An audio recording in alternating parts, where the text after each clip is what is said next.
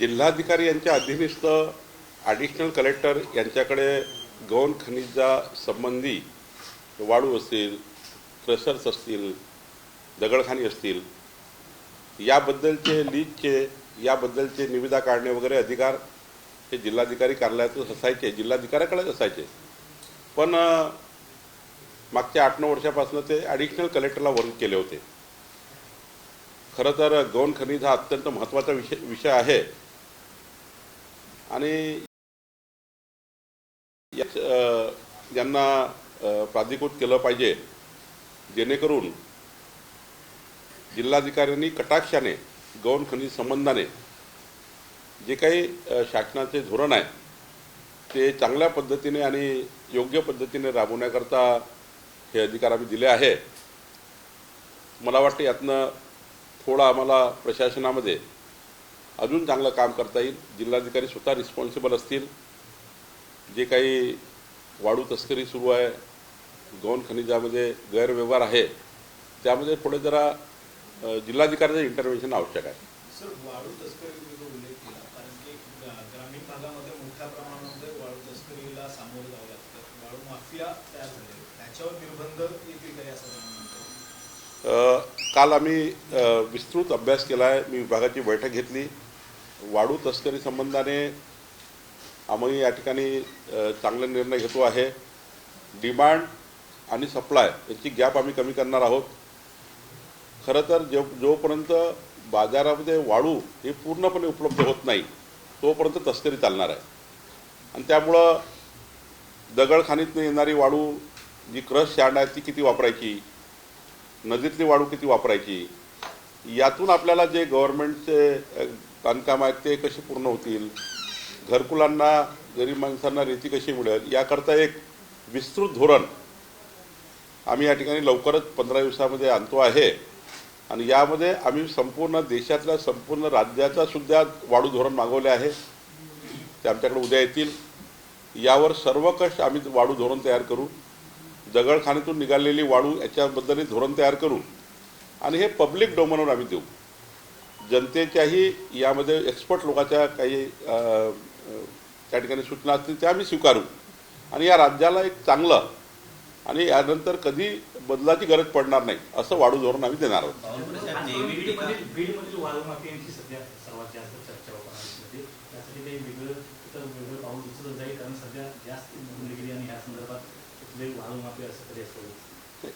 डिमांडवर supply जर आपण पूर्ण केला तर वाळू तस्करी होणार नाही. मुख्य सरकारचा हेतू आहे की जेवढी मागणी आहे ती मागणी कशी पूर्ण करता येईल यावर धोरण असलं तर मला वाटतं मग वाळूची फार माफियागिरी होणार नाही. साहेब, सामनामधून नेहमी जे आहे ते टीका सहन करावी लागत होती. गेल्या काही दिवसापासून भाजपवर टीका केली जात होती, पण आज मात्र सामनातून देवाभाऊ असा उल्लेख करत देवेंद्र फडणवीस यांचं कौतुक केलंय आणि गडचिरोली जिल्ह्यामध्ये ज्या ऍक्शन घेतल्या देवेंद्र फडणवीसांनी त्याबद्दल कौतुक केलं आहे.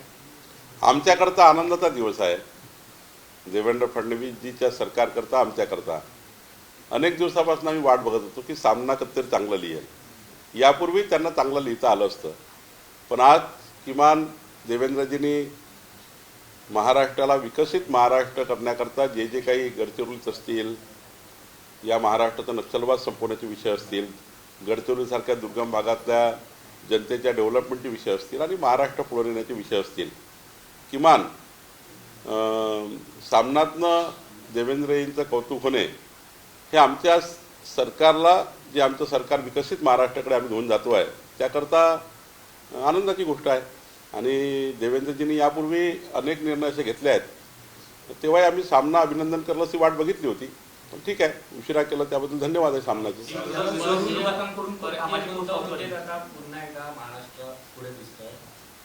विरोधक सातत्याने टीका करत होते की उद्योग बाहेरच्या राज्यात जात आहेत, मात्र गेल्या 6 महिन्यातली आकडेवारी पाहिली तर जवळपास वर्षभराची सरासरी आता गाठलेली आहे. त्यामुळे एक नवा उच्चांक पाहायला मिळेल.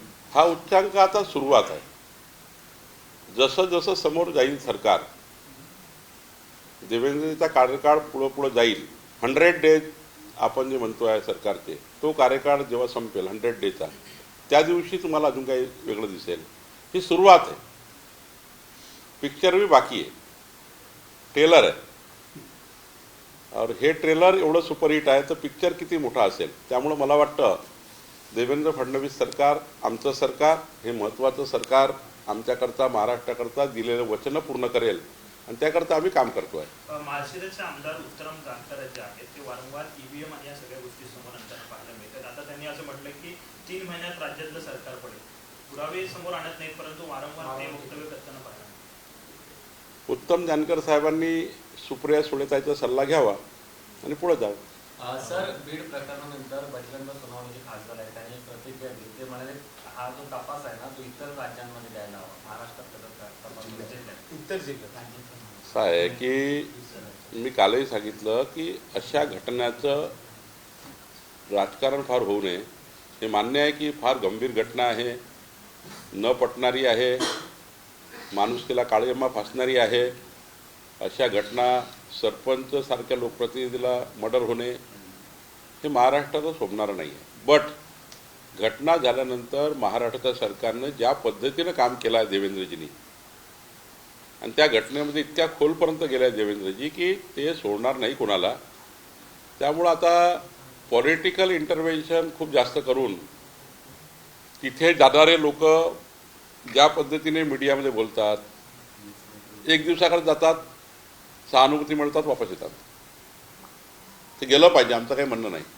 पण तपासामध्ये कुठल्याही बाबी आडव्या येऊ नये, माध्यमाचे प्रेशर तपासावर राहू नये, आपल्या बोलण्यातही काय तपासामध्ये उलटसट होऊ नये म्हणून माध्यम असो की जाणारे असो किंवा तेथील खासदार असो आमदार असो कुणीही असं काही वक्तव्य करू नये जे तपासामध्ये किंवा पोलीस यंत्रणेला डिमॉरलाइज करण्यासारखं होईल. असं मला वाटतं की अशा स्टेटमेंटमधनं तपास यंत्रणा डिमॉरलाइज होतात आणि त्यातून मग मला वाटतं की तपासाला त्या ठिकाणी जी आपल्याला आवश्यकता आहे ती पूर्ण होत नाही.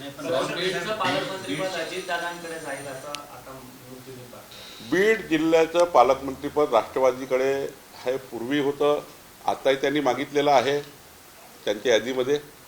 आणि त्यांना जेव्हा ते जाईल त्या ठिकाणी पालकमंत्री कोण नेमाचा अधिकार त्यांच्या पक्षाचा आहे. त्यामुळं त्या पक्षाने निर्णय करायचा आहे. पक्षानंतर शरद पवार आणि भुजबळ जे आहेत ते एकाच मंचावर आधी आहेत, त्यामुळे पुन्हा राष्ट्रवादी दोन्ही एकत्र येईल असं सगळ्या चर्चा सुरू झाली. नाही, मी आधी सांगितलं, कालही सांगितलं की मनभेद नसलेला महाराष्ट्र हवा आहे. आम्ही जरी वेगवेगळ्या पक्षात काम करतो, काँग्रेसमध्ये काही लोक आहेत आमचे, त्या ठिकाणी आम्ही राष्ट्रवादीमध्ये आहेत, ते जरी आमच्या विरोधी पक्षात आहे ते आमच्यात मनभेद ठेवू नये. आपल्याला इतर राज्यासारखं वागायचं नाही आहे. मतभेद नक्की आहे, मतभेद आहेत, त्यांच्या पक्षाचा विचार वेगळा आहे, आमचे विचार वेगळे आहेत, पण मनभेद एवढे होऊ नये की आपण या महाराष्ट्राची संस्कृती संस्कार बिघडत जाईल. या महाराष्ट्राचे संस्कार संस्कृती कायम राखणे आमची जबाबदारी आहे. त्यामुळं मग उद्धव ठाकरे साहेब असतील, शरद पवार साहेब असतील, काँग्रेस असेल किंवा आमचे मित्रपक्ष आहे, आम्ही कुठेही असे मनभेद आमच्याकडनं करणार नाही की विरोधकाला त्या ठिकाणी म्हणजे काहीतरी या महाराष्ट्रात चुकीचं घडतं आहे, बाहेर राज्यासारखं घडतं असं वाटणार नाही. आमच्याकडनंच आम्ही पुढाकार घेतो आहे की मनभेद न ठेवता आपले पक्षाचे किंवा विकासाच्या कामात जे काही विरोधक म्हणून त्यांची जबाबदारी ते पार पाडतील, सरकार म्हणून आमची जबाबदारी पार पाडू, पण राज्यात मनभेद राहणार नाही याची काळजी घेऊ. फडणवीस यांची ज्या पद्धतीने महाराष्ट्राच्या राजकारणात पकड आहे तशी त्यांची आता प्रशासनात देखील पकड पाहायला मिळते. देवेंद्रजींनी या राज्यामध्ये 14 ते 19 मध्ये उत्तम मुख्यमंत्री म्हणून कार्य केलं. देशातलं उत्तम मुख्यमंत्री म्हणून त्यांना अनेक सन्मानही मिळाले. देवेंद्रजीचा ग्रास्पिंग हे संपूर्ण त्या ठिकाणी प्रशासनावर आहे. जनतेची नाडी ओळखणारा, म्हणजे धुळ्यातल्या जनतेला काय आवश्यकता आहे, गडचिरोलीच्या जनतेची काय डिमांड आहे, या संपूर्ण त्यांच्या प्रवास आणि संवादामध्ये हे देवेंद्रजींनी त्यांच्या पॉलिटिकल आयुष्यामध्ये म्हणजे मुख्यमंत्री होण्यापूर्वी आणि मुख्यमंत्री झाल्यावरही ज्या पद्धतीनं महाराष्ट्राचा प्रवास आणि संवाद केला आहे. जेव्हा प्रवास आणि संवाद करतो नेता तेव्हा त्यांना कळतं महाराष्ट्राची नाडी काय आहे.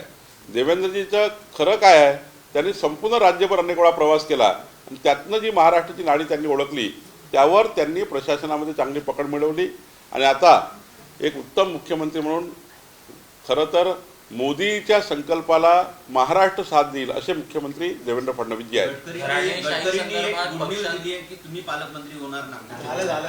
तुम्ही पूर्ण जरा ते क्लिप ऐका. त्यांनी असं बोलताना म्हटलं की मागच्या काळात बावनकुळे पालकमंत्री होते म्हणून ते वारंवार असं मला बोलताना येतं. घराणेशाही मुक्त पक्षांसाठी सर्व प्रदेशाध्यक्ष आहेत त्यांना पत्र पाठवलं आहे. हेरम कुलकर्णी यांनी एक अहवाल तयार केलेला आहे की एकूण मोठ्या प्रमाणात घराणेशाही जे आहे किंवा आत्ताचे जे काही आमदार निवडून आले त्याच्यात मोठ्या प्रमाणात घराणेशाही आहे असं हेरम कुलकर्णी यांनी एक रिपोर्ट तयार केला. याकडे कशा प्रकारे बघता? कुठल्याही नेत्याचा मुलगा होणे किंवा घराणेशाहीमधला एखादा युवा युवती राजकारणात येणे हे काही गैर नाही, पण घराणेशाहीच्या संस्कारावर त्याला तिकिटा देता त्यांच्या कर्तृत्वावर त्यांना राजकारणामध्ये संधी द्यावी असा आमचा नेहमीचा प्रयत्न आहे. एखाद्या व्यक्तीचा मुलगा असणे किंवा मुलगी असणे हे काही चुकीचं नाही आहे, पण त्याच्यात कर्तृत्व असेल तर त्याला नक्की संधी दिली पाहिजे असं आमचं धोरण आहे. देश विदेशातील प्रत्येक घडामोडींचे लाईव्ह अपडेट मिळवण्यासाठी आता साम टीव्हीच्या सर्व सोशल मीडिया प्लॅटफॉर्मला लाईक, फॉलो आणि सबस्क्राईब करा. तसंच सर्व नोटिफिकेशनसाठी बेल आयकॉन प्रेस करायला विसरू नका.